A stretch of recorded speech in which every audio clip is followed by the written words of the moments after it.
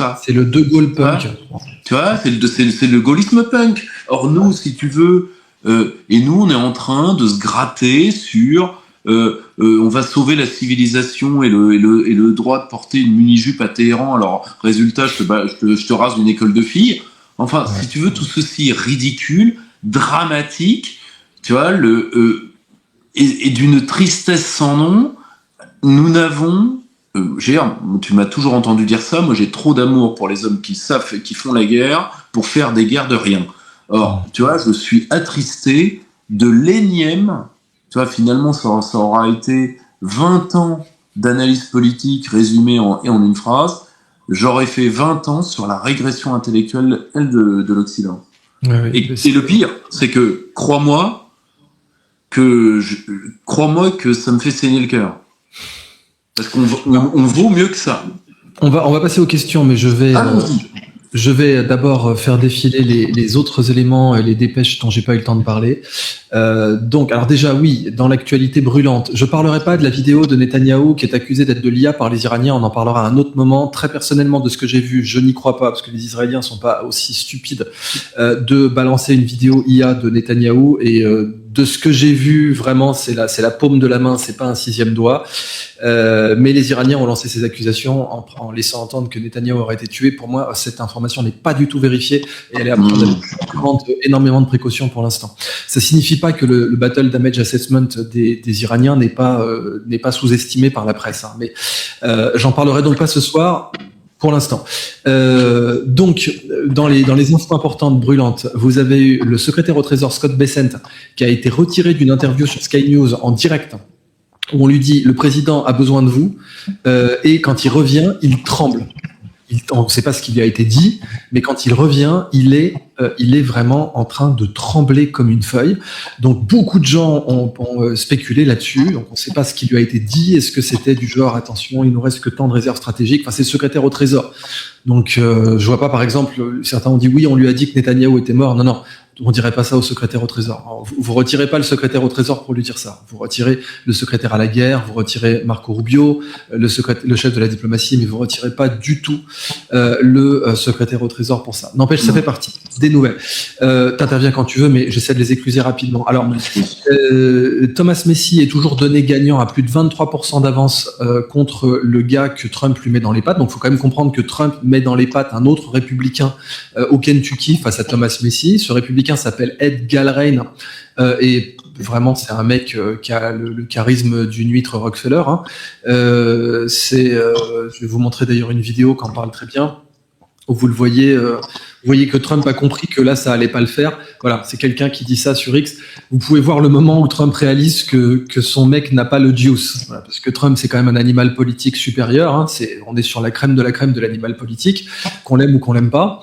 Et là il se rend bien compte que le Ed Galbraith qu'on voit ici là, qui essaie de haranguer la foule, il va pas gagner contre Thomas Messi, quoi.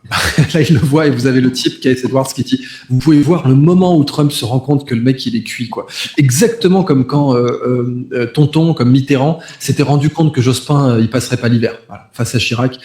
C'est la même chose. Donc voilà dans les nouvelles. Midterm Rhino Energy, c'était commenté ça aussi. Voilà, Trump est en train de cramer l'argent de ses donateurs en mettant ce type sorti de nulle part contre Thomas Messi. Voilà l'opinion générale. Messi ne va pas perdre au Kentucky. Voilà ce que disent d'autres gros comptes républicains. Et à mon avis, ils ont raison, hein, à part s'il se fait assassiner, je le vois pas perdre au Kentucky. Elon Musk avait promis de défendre Thomas Messi. Ce que vous voyez là, donc des tweets d'Elon Musk qui paraissent à nouveau. Où oui, Musk aime beaucoup Messi en fait, hein, ce qui ravive d'ailleurs toute la question de savoir si l'embrouille entre Musk et Trump était oui ou non une fausse embrouille, ou comme disaient certains comptes québécois, une fausse chicane. Je comprends tout à fait que cette hypothèse ait existé, hein, et elle a tout à fait le droit d'exister. C'est très bien qu'il y ait un pluralisme d'analyse sur la sphère internet, mais du coup, là, quand on voit le fait qu'avec Thomas Messi, c'est pas une fausse embrouille, c'est même vraiment voilà, c'est même vraiment une embrouille frontale, quoi. Et ben ça ravive cette question aujourd'hui voilà. Donc je vois dans les commentaires des gens qui disent ah oui, pour les doigts de Netanyahou on est pas sûr. Non, la vraie question c'est est-ce que vous croyez vraiment que les Israéliens sont assez cons? Alors que les mecs, ils ont l'unité 8200 au départ. Quand ils veulent faire des fausses vidéos, croyez-moi, ils savent les faire. Est-ce que vous croyez vraiment qu'ils sont assez cons pour faire un fake aussi facile à repérer? C'est la première question, elle est là. La première question à se poser, elle est là, et pour moi, la réponse est non. Maintenant, le Battle Damage Assessment, c'est-à-dire qu'il y a eu des pertes en Israël qui soient dissimulées, c'est une certitude. C'est une certitude absolue. Mais on n'en parlera pas ce soir, parce que j'ai pas encore assez analysé le sujet, et j'ai pas d'analyste qui a suffisamment creusé le truc à vous présenter ce soir. Mais je sais que c'est en train de trender sur X, et je suis bien sûr cette tendance avec attention. Donc, à nouveau, vous avez les commentateurs républicains qui disent « ça y est, Thomas Messi a gagné ». Donc vous voyez ici Trump face à son pseudo-candidat contre Thomas Messi. Il faut bien comprendre que, Pierre vous en parlerez mieux que moi, mais on n'a pas le temps parce qu'on doit aller aux questions, mais en fait, c'est un peu comme le parrain, c'est-à-dire Trump, on l'appelle le Don, hein, et en politique, vous avez besoin de ce qu'on appelle des enforcers, c'est-à-dire vous pouvez pas vous permettre de lancer des menaces pour rien. Voilà, c'est pas possible. Vous pouvez pas, Trump, il peut pas avoir sorti un coup de fil et avoir dit très clairement à Thomas Messi, je vais m'occuper de ton cas, pour qu'il se passe rien derrière. Voilà, c'est pas possible. Donc il a été obligé de lui mettre un gars dans les pattes. Le problème, c'est que là, il a juste mis en scène sa faiblesse, en fait. Il a mis en scène le fait qu'il peut pas enforcer une menace. Et ça, d'un point de vue politique, c'est pas bon. Trump est allé jusqu'à perdre le fameux chaman là, hein, pendant le, c'était le 6 janvier, c'est ça, ouais. Le fameux chaman, la Jack Angeli Chansley, qui a fait de la prison pour lui, hein, qui a fait de la prison pour le soutenir. Il a dit fuck Israël et fuck Donald Trump. Donc ça vous montre bien, c'est un symptôme de la rupture dans MAGA en fait. C'est un symptôme qui est marquant. Le mec qui a été mis face à Messi, il a que 19 followers sur Insta. C'est vraiment pour vous dire, hein, parce que rien l'empêchait d'acheter des followers comme Macron ou comme l'Express, si vous voulez. C'est pas comme si c'était dur, quoi. Mais il l'a pas fait. Donc le gars, on sait qu'il part pas gagnant. Et en effet, il est prédit par Polymarket maintenant que les démocrates vont attraper les deux chambres, donc le Sénat. Et alors le Congrès c'est plié, ça y est, hein, sauf si Donald Trump sera un lapin d'un chapeau, mais le Congrès c'est terminé, ça y est, les démocrates vont le ramasser avec la guerre en Iran.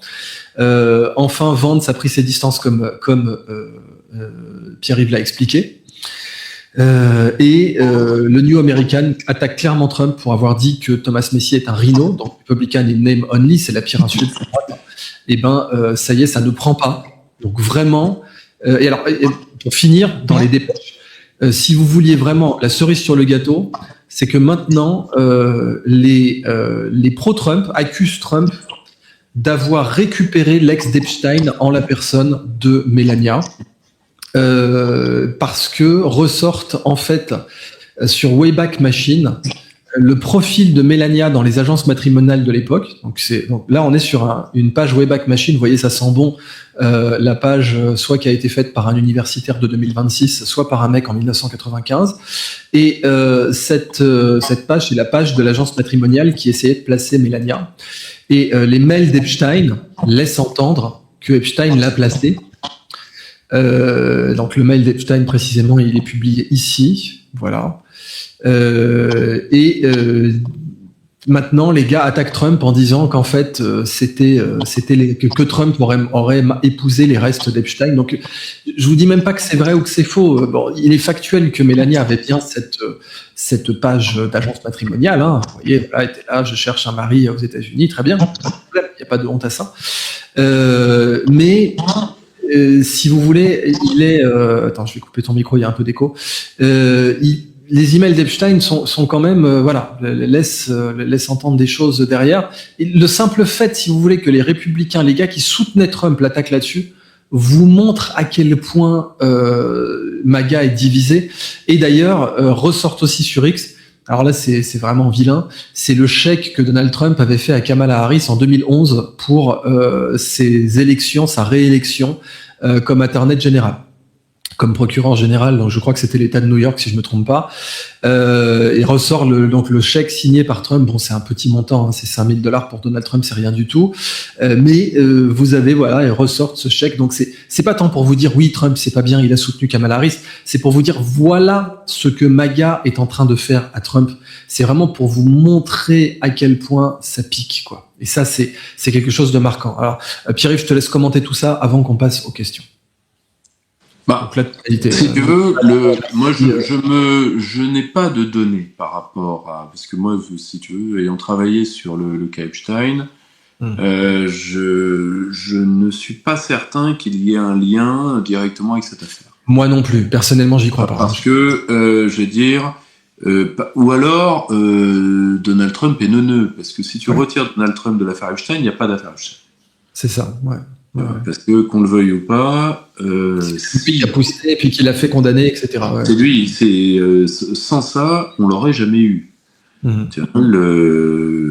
Ensuite, cette ignoble affaire, parce que là, on est vraiment dans un truc.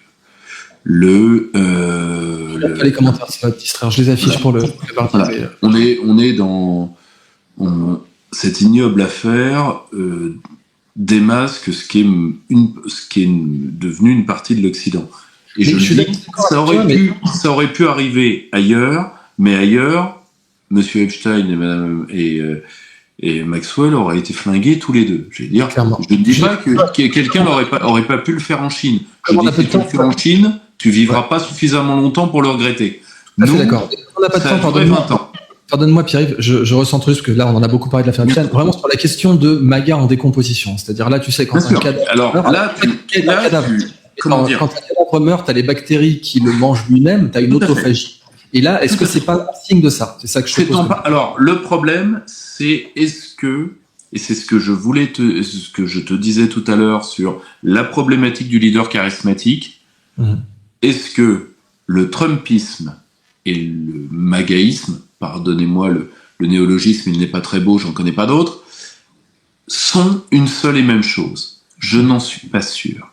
C'est-à-dire que, pour moi, sur les trois électorats, le problème de Trump, c'est d'avoir maintenu d'un côté le Parti républicain. Je m'explique. L'alliance populaire et nationaliste aux États-Unis, elle est vraiment sédimentée. Quand tu as ramené la droite religieuse, en fait, tu ramènes le Parti républicain et tu ramènes les bourges. Et en réalité, tu les installes sur le dos de la bête peuple.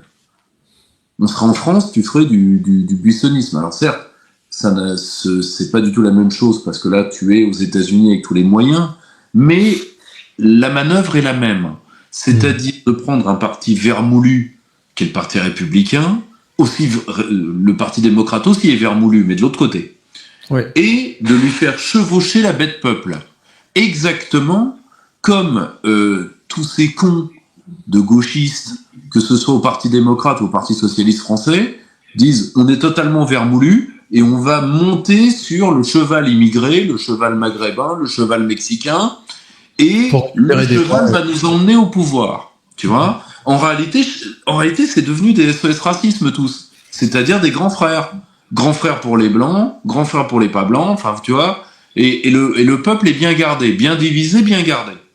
Or, le souci, c'est que Donald Trump, la dialectique MAGA, allait jusqu'à, c'est chose qui est hors norme aux États-Unis, faire imploser les barrières raciales.